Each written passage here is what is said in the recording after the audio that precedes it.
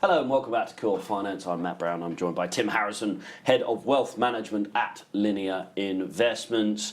Markets seem a bit soft today, Tim. What's going on? Well, there's a lot to have grabbed hold of this morning. Obviously, over in Germany, Merkel. You've got obviously Mugabe over in Zimbabwe. Bitcoin breaking through 8,000. There are lots of headline news, but the market's just a touch jittery. One would suggest maybe ahead of the budget release later on in the week and general tentativeness in the run-up to Christmas. And you mentioned, obviously, the budget this week, Mr. Hammond's first autumn budget.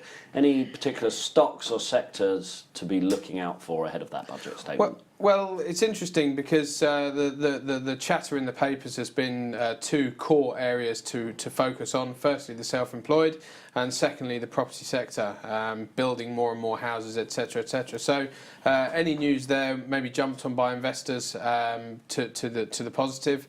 Obviously, there is a massive desire to build housing. There was a bit of a snipe at the home builders for banking their land and just waiting and getting as much reward as they can from the government.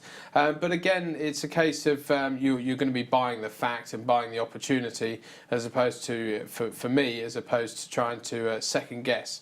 As I say, the key, obviously, the self-employed is a real attack on the high earners potentially. But again, it's a wait and see mentality across the board, one would suggest. And as we said at the top, the stock market's a little bit quiet. We've got Thanksgiving this week as well, which will obviously curtail some of the volumes that we'll see certainly towards the end of the week with the US. Is there anything else though that's jumping out and things that investors should be aware of this week? Well, again, I don't see any real economic data coming out to get excited about in terms of companies reporting. There's nothing really that exciting. I suppose it's McCall's last hurrah at EasyJet, which maybe we want to look out for. But other than that, you've got a lot of opportunity on numbers. Don't get me wrong, but there's also a lot of companies in real dire straits. Obviously, I know Carillion on Friday, a slight sort of push higher after the shock warning. Was it really a shock?